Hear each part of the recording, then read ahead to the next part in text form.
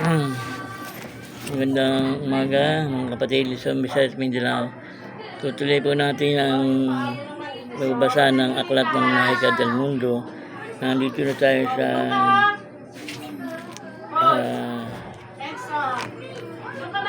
ang gamit ang kanyang karunungan. Ang wika na ay ganito: Conceptum Astantinoum Deum Egosum Mendac Sadang Aligatum Exo Reminitim Tsunamitim Rebetarim Bam et Amali Kantikam Daramatim.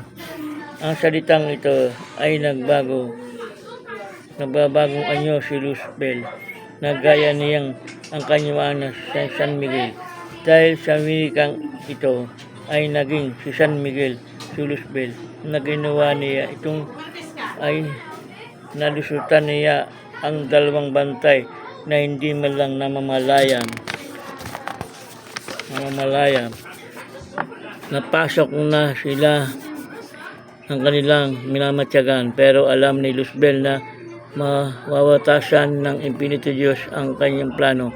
Totoo nga, dahil maya-maya pa ay nasalubong na niya ang isa sa anim, at sila ay nagpanghamok, nagtagisan ng lakas sa lakas, talino sa talino. At ang mahigpit na winika ni Luzbel, ang winika ay ganito: Ipsi usak regim palmitim bitis beramatim bos ladanak ladurium posumus lutasit piasak ladisi pulusirat egosum bitisak beramat so isi mihit ubsak. Sa salitang ito ni Luzbel ay natalo niya ang anim. Dahil dito sa winikang ito ay nahawi ang anim na niyang katunggali. Sa wakas ay nanaig si Luzbel at ang sumunod ang iba pang membro ng anim, at ganun din ang nangyari hanggang sa nagpupo o nalinlang ni Luzbel ang mga ito. Hindi rin nakalusot si Luzbel sa pagsubok ng walang tamang hanggang ito ay umabot sa batisan at lipos ng mga sugat. At dito sa gilid ng batis siya ay pinasyang magpahinga. Sa sandali, hinang-hina na siya at ay hindi pa niya nakakatunggali ang Santissima Trinidad. Alam niya na ang ito ay naghihintay sa kanyang sa dulo ng kaniyang pagsubok. Kakayanin pa kaya niya ang mga ito? Paano kung sabay-sabay nila itong makalaban? Mabuti sana kung wala akong tama at hindi pa nababawasan ng aking lakas at kapangyarihan. Yan ang sinabi ni Luzbel sa kanilang sarili. Pero sugatan na siya natapos siyang harapin ng anim, at lima pang nang nakakaakma na siyang iinom muna ng tubig sa batis, ay bigla siyang nakita sa kanyang nakita sa tubig na may dalawang nasa likuran niya. Dali-dali siyang lumingon at sa kanyang likuran. Handa na siya muling makipaghamok, ngunit wala siyang nilalang na nakita. Sino yung dalawang nasa katabi niya sa tubig? Muli niyang dumungo at upang uminom, at muli rin siyang nakita ang dalawang padoon sa tubig. Nilabusaw niya ang tubig. Excuse me. Ang tubig sa hinalang na andun yung dalawa pa.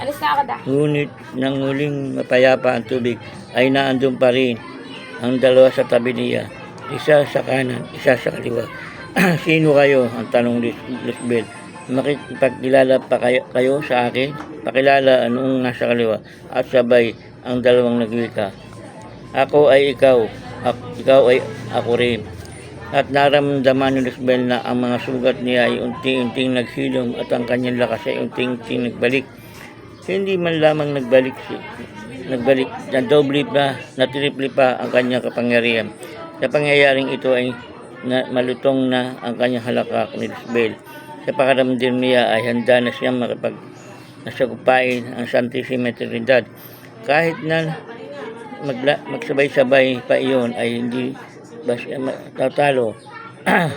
Natalo ay tatalunin rin Tanzania kung anong kapangyarihan din ang mapag-uusapan. Mas kapangyarihan ako at patas ang kapangyarihan ng laban doon sa Santissima Trinidad. At nang pumasok si Luzbel ay nagsindak si Luzbel sa kanyang nakita. Ang buong akala niya ay Santissima Trinidad ang nag-aabang sa kanya. Nang makita niya ang Diyos na pumupugot ng ulo ng ibang Diyos na dili iba, ang tatlong haring kamatayan ay biglang nagtakbo at malaking takot.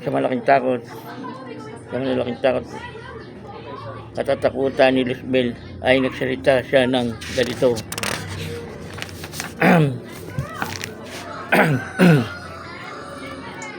Sakram, dignisimak, soltis, makarapsem, rahas, membris, igosum, sirkupas, liba atu aas, pilosisilishum. At sa takot ni Luzbel ay biglang nawala si Luzbel at hindi nagpakita. Sa pangyayaring ito ay nakatakas na naman si Luzbel at siya naman yung pumunta sa kadiliman. At ganito ang sabi sa ibang kasaysayan. Nang siya ay bumalik sa batis sa kanyang pinagtataguan, nakikita siya ng malinis at malinaw na tubig doon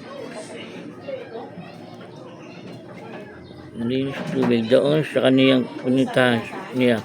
At nakita niya ang kanyang sarili na may dalawang pangkasama. Ang sabi niya, sino ang dalawang ito? Nakikita ko sa tubig. May sumagot na tinig niya, kaming dalawa, ikaw din. Nagsalita ang dalawang nakikita niya sa tubig ng ganito. Subik si isya asum konhurum unitatum aksias kung subuk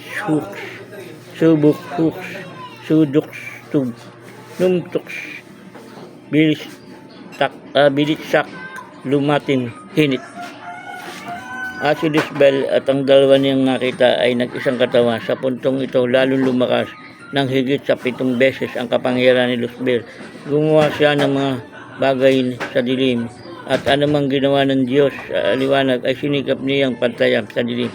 Ang kapangyarihan ito ay dito nagsimula ang kanyang pagiganti sa kanyang kapangyarihan taglay ay gumawa rin siya ng maraming espiritong masama sa kanyang makakasama. At ganito ang sinabi ni Luzbel. Nang lumikha siya ng maraming masasamang espiritu, Brabik, Unipel, Mastum, Sirigatam,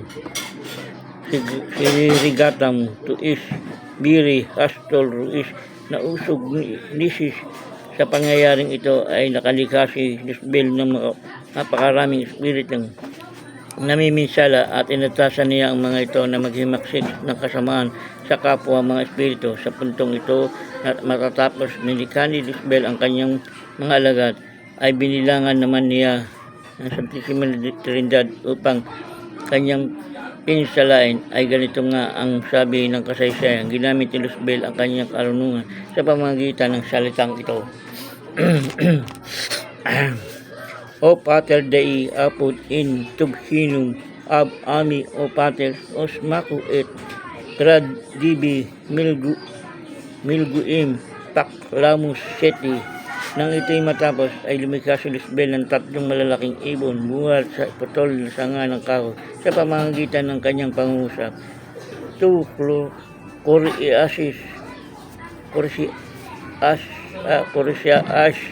Korsias at eam hok darubin in pamatak akrumak beka mistum gratonang mubukam. Nang ito'y mawika ni Luzbel ay 23 putol-putol na kahoy at saka sinabi babakati gra kataba gaede garga kadak abakaraun. At hinagi sa taas ang 3 putol na kahoy at naging malaking ibon. Tinungo ng Santissima Trinidad upang silain at matanaw ng Santissima Trinidad ang 3 malalaking ibon na silang ay tinungo at itinuro ng kanilang mga kanang kamay ang 3 ibon. Lumagapak sa iba, 2 ibon na naging isang punong kahoy at ang isa ay naging bundok. Ang 2 punong kahoy ay siya ng pinagpakuan ng 2 krus na pinagpakuan ni kay Dimas at kay Hestas. Sa gayong pangyayari ay sumama ang loob ni Luzbel. Kapagkat nabigo ang kanyang hangarin, nagalit siya dahil sa nangyaring pag-ibig. Sa pangyayaring ito ay ayaw ni Luzbel na humingi ng tawad sa konseho at ayaw din niya magbago. Hindi lingid sa Espiritu Diyos ang pangyayaring ito. Inakala ng Espiritu Diyos na si Luzbel ay magbabago, ngunit masyadong umabuso si Luzbel sa kanyang karunungan at kapangyarihan. Taglay, nabulagan siya, nawala ng pagmamahal sa puso, nawala na rin siya ng pagkakumbaba sa lahat ng kabutihan sa kanyang kalooban. Ay namatay ang bunga ng galit, puot at pagmamataas ni Luzbel ay nagpupundar ng lagi ng kadiliman mula sa pakikipaglaban niya sa kapangyarihan ng Diyos. Gumawa siya ng paraan upang lumakas ang kanyang pwersa at ang mga kasanasukupan. Dahil dito, ang konseho ng mga anak ng Diyos ay isinugo ni San Miguel upang labanan si Luzbel. Nang pinuntahan ni San Miguel ang teritoryo ni Luzbel, ginamit ni Luzbel ang kapangyarihan sa dilim. Ganito ang winita niya. Muhubong hipatiyor garumak mukagam aktubat riim empiri umisik sao putin ugnatin digmatin Lucifer Corbelium. Ang salitang ito ni Luzbel ay nagdiliman lahat ng buong paligid ni San Miguel. Napagtanto ni San Miguel na hindi siya kakayanin na mag-isa ang pakingabang kay Luzbel dahil sa lakas na hindi hamak si Luzbel kaysa sa dati. Sa pangyayaring ito ay bumalik muli si San Miguel sa kalangitan noon at pagharap kay Luzbel ang mga ibang kasama ng konseho. Sinabi ni San Miguel sa mga Espiritu Diyos na higit na lumakas si Luzbel kaysa dati. Sinabi ng Espiritu Diyos, Miguel, kaya mo bang isakripisyo ang iyong sarili upang ang iyong katawan ay mabuo sa iyong mga kapatid? Sabi ni San Miguel ay ganito, ako pa'y ginawa ninyo, gawin ninyo po ang nais ng sa akin. Ang sa puntong ito ay winasak ng Espiritu Diyos si San Miguel sa mamagitan ng ganito. Mga kapatid, kaya pagpapatuloy ng ating storya di sa Aklat ng Mahika de Dios, Mahika del Mundo. Sunod daw ulit ha. Magandang umaga mga kapatid. Espiritual, Luzon, Visayas, Mindanao. Magandang umaga sa inyo lahat.